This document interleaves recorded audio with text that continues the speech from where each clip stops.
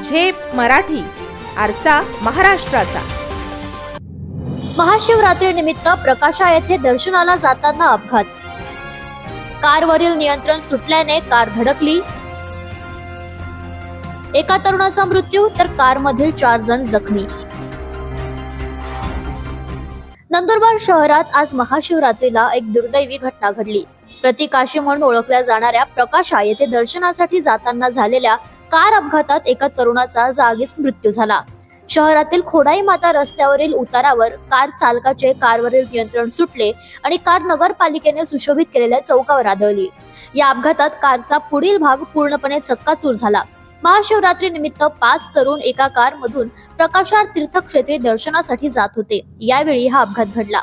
या दुर्दैवी घटनेत कारमधील एक तरुण जागीच ठार झाला तर अन्य 4 जण जखमी झालेत। जखमींना एका खासगी रुग्णालयात दाखल करण्यात आले।